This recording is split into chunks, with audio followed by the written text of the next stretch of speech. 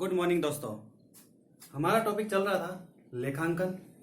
लेखांकन में हम अवधारणाएं, सिद्धांत, परिकल्पनाएं या संकल्पनाएं, जो भी हमारा टॉपिक है उसमें इन सभी का मतलब एक ही है कि वही लेखांकन अवधारणा है, वही संकल्पना है, वही सब चीजें हमारे को यहाँ पे पढ़नी है कि उसमें कौन कौन से बिंदुओं को हमारे को ज्ञान होना चाहिए, जिससे कि हम लेखांकन के जितने भी व्यवहार है उनको आसानी से हम इस टॉपिक के माध्यम से कर सकते हैं।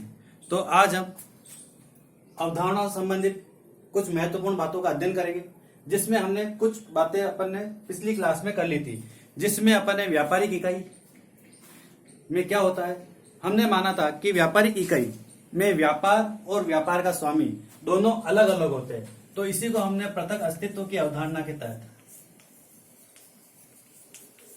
उसका अध्ययन किया था।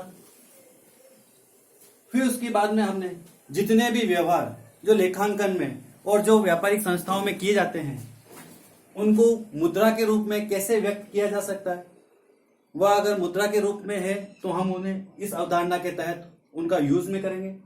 फिर हमने पढ़ा था कि जो व्यापार जो होता है वो कंटिन्यू लगातार चलता रहता है, जिसकी भविष्यवाणी हम नहीं कर सकते कि आने वाले 10 सालों तक हमारे को ये प्रॉफिट मिलेगा कि नहीं मिलेगा, पर हम उसको रनर अप के लिए करते रहते हैं, प्रयास करते रहते हैं कि हमारा जो व्यापार है उससे हमारे को सही लाभ मिलता चला जाए और आने वाले कई सालों तक हम उस व्यापार को कंटिन्यू रख सकते हैं। तो वह अवधारणा सतत व्यापार के अवधारणा के तहत हम उसको व्यापार को कंटिन्यू रख सकते हैं। इसी अवधारणा के तहत देनदार, लेनदार, संपत्ति, दायित्वों को बांटा जाता है और संपत्तियों को कितने साल तक उसका यूज में लेना है, ये सभी इसी अवधारणा के तहत हम उसका संपत्तियों का प्रयोग करते हैं। फिर उसके बाद में है आज हमारी लेखांकन अवधि की अवधारणा। अब ये लेखांकन अवधि की अवधारणा क्या होती है, इसको समझ लेते हैं कि जितने भी प्रकार के हम व्यवसाय करते हैं उस व्यवसाय में एक चालू अवधि हमारे को क्या रखनी है, किस समय हम व्यवसाय को स्टार्ट कर सकते हैं और किस समय तक हम व्यवसाय को कंटिन्यू रखें कि वह चालू वर्ष से संबंधित हमारे को लाभ प्राप्त कर सके। तो उसके लिए हम अवधि का निर्धारण करते हैं। वह अवधि होती है हमारी 1 जनवरी से 31 दिसंबर और 1 अप्रैल से 31 मार्च।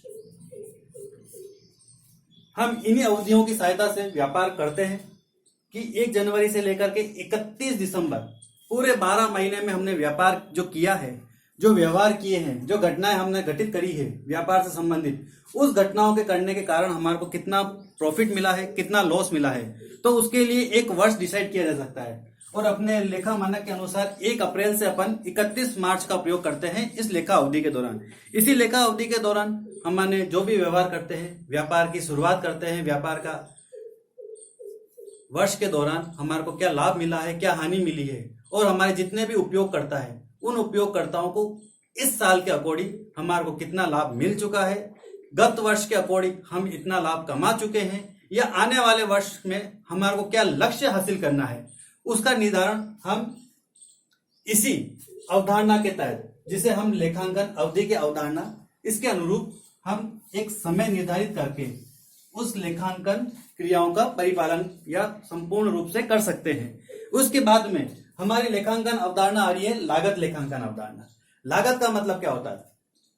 लागत लेखांकन अवधारणा का मतलब यह होता है कि जो भी हम संपत्ति क्रय कर रहे हैं या जो भी हम कर रहे हैं व्यवहार, उससे संबंधित उसकी लागत क्या होती है। जैसे एग्जाम्पल के तौर पे हमने एक मशीनरी क्रय की, मशीनरी का मूल्य था 1 लाख रुपए। मशीनरी का मूल्य था 1 लाख रुपए। अब मशीनरी क्रय करने के बाद में इसकी स्थापना भी करनी है, हमारे प्लांट तक लाने से संबंधित कुछ खर्चे भी होते हैं, वह भी करने। तो हमने 10,000 रुपए का गाड़ी भाड़ा, स्थापना से संबंधित 20,000 रुपए,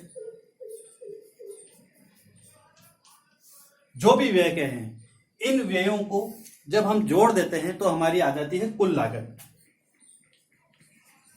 तो मशीनरी की लागत पड़ती है हमारे 1,30,000 रुपए, जिसमें 1 लाख रुपए की मशीन हमने क्रय की थी। उसके पश्चात उसमें गाड़ी भाड़ा जो भी उसका मूल्य लगा हमारे को किराए का, और उसके बाद में स्थापना से संबंधित जो भी हमने भुगतान किया है उन सभी को क्या कर दिया जाता है, इसमें जोड़ दिया जाता है। तो इसकी एक्चुअल में हमारे को लागत मिल जाती है कि इस लागत के तहत मशीनरी हमारे पास में आई है। तो यही कहलाता है लागत की अवधारणा। लागत की अवधारणा के तहत हम संपत्तियों को कितने समय तक यूज कर सकते हैं उसका निर्धारण कर सकते हैं। हम संपत्तियां हमारे किस यूज में आ रही है, जैसे भवन निर्माण से संबंधित उसकी क्या लागत मिली है, उसमें मजदूरी, उसके प्लास्टरिंग, उसके रूम का डेकोरेशन, ये सभी हम चीजों को मिला करके जो भी कॉस्ट निकालते हैं वही कहलाती है हमारी लागत अवधारणा। और इसी के थ्रू हम वस्तुओं की या संपत्तियों की लागत निकाल करके उसे वित्तीय वर्ष के दौरान उसकी कैलकुलेशन कर करके हम सही आर्थिक स्थिति की जानकारी को प्राप्त करते हैं। इसी अवधारणा के तहत हम उसका लागत ज्ञात करते हैं। अब इसके बाद में आता है द्विपक्षीय अवधारणा। ये द्विपक्षीय अवधारणा क्या होती है? तो द्विपक्षीय अवधारणा के तहत हमने पढ़ा था कि एक व्यापारिक क्षेत्र से संबंध रखने वाले हमारे लुकास पेसियोली ने इस सिद्धांत का प्रतिपादन किया था।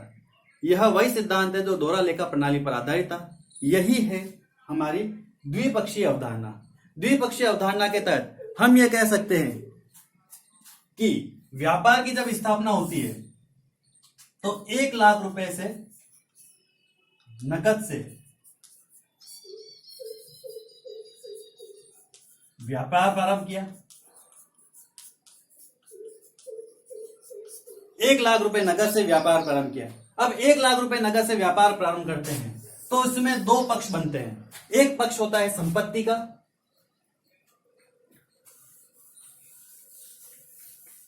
एक पक्ष बनता है हमारा संपत्ति का, और एक पक्ष बनता है हमारा दायित्व का।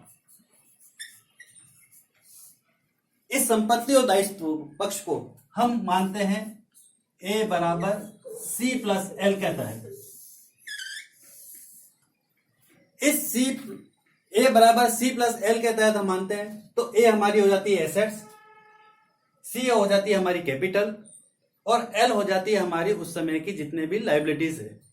तो इसके तहत जब हम व्यापार प्रारंभ कर रहे हैं 1 लाख रुपए नकद के साथ में, तो कैश हमारे पास में आता है 1 लाख रुपए का, और उतने की उतनी हमारे कैपिटल बढ़ जाती है। तो ये हमारा दोहरा पक्ष है। 2 पक्ष लिए थे हमने, एक संपत्ति का और एक दायित्व का। इस समीकरण के तहत हम इसको द्विपक्षीय अवधारणा के तहत हम इसको निकाल सकते हैं कि हमारे जितने भी व्यवहार हो रहे हैं, जो भी खर्चे हो रहे हैं, जो इनकम हो रही है, वो हम इसी द्विपक्षीय अवधारणा के तहत हम उनकी कैलकुलेशन करते हैं, और उससे हम यह ज्ञात कर सकते हैं कि हमारे जितने भी व्यवहार हो रहे हैं यह सही हो रहे हैं या नहीं हो रहे हैं। इसकी गणना भी हम द्विपक्षीय अवधारणा के तहत हम करते हैं, और इससे हमारे को क्या मिलता है, फर्म की सफलता का राज मिलता है। तो इसी के तहत द्विपक्षीय अवधारणा के तहत हम कैलकुलेशन करते हैं। अब जैसे हम किसी के वस्तु का भुगतान किया है, या हमने कोई माल क्रय किया है, या हमने विक्रय किया है, तो क्रय करते समय उसका इफेक्ट कहां पड़ता है, क्या पड़ता है, और विक्रय करते समय या क्रय करते समय उसका इफेक्ट कहां पड़ता है। हमने किसी प्रकार की देनदारी चुकाई या किसी प्रकार की लेनदारी चुकाई, तो उससे संबंधित जो इफेक्ट पड़ता है वो इसी दोहरा पक्ष पर आधारित होता है। तो इसी के तहत हम दोहरा लेखा प्रणाली की अवधारणा को पढ़ते हैं और इसी की तरह हम कैलकुलेशन कर सकते हैं। फिर इसके बाद में आती है हमारी आगम मान्यता अवधारणा। अब ये आगम मान्यता अवधारणा कहता है, इसको भी समझ लेते हैं। आगम मान्यता अवधारणा के तहत व्यापार में किसी प्रकार की आगम होती है, किसी भी प्रकार से हमारा कैश की प्राप्ति होती है, तो उसे हम इसी अवधारणा के तहत उसका रिकॉर्ड करते हैं। तो इसमें हम माल का विक्रय जब हम करते हैं तो माल बेचने से संबंधित हमें उससे रकम की प्राप्ति होती है। तो जब रकम की प्राप्ति हो रही है तो वो हमारे किस में आता है, आगम में आता है। किसी भी प्रकार का हमारे को कमीशन प्राप्त हुआ, वेतन प्राप्त हो रहा है, ब्याज प्राप्त हो रहा है, तो ये सभी हमारी क्या कहलाती है, आगम कहलाती है। इसी आगम के तहत हम इन व्यवहारों को रिकॉर्ड करते हैं, उन्हें लेखांकन में हम उस व्यवसाय में लिखते हैं। तो इसी अवधारणा के तहत हम उसको रिकॉर्ड करते हैं और इसी अवधारणा के तहत हमें यह ज्ञात होता है कि हमें वर्ष भर में कितनी आगम प्राप्त हुई, कितनी इनकम प्राप्त हुई। तो इसी अवधारणा के तहत हम उनको रिकॉर्ड करते हैं।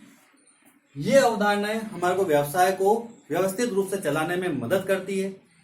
इस अवधारणाओं के अलावा और भी बहुत सारी अवधारणाएं हैं जो हमारे को पढ़नी है, वो हम आने वाली नेक्स्ट क्लास में इन से रिलेटेड और भी अवधारणाएं होगी तो उसका अध्ययन हम आने वाली नेक्स्ट क्लास में करेंगे और उससे संबंधित कुछ व्यवहारों की जानकारी, उससे संबंधित उदाहरणों की जानकारी हम आपको पहुंचाते रहेंगे। आज तक के लिए इतना ही, धन्यवाद।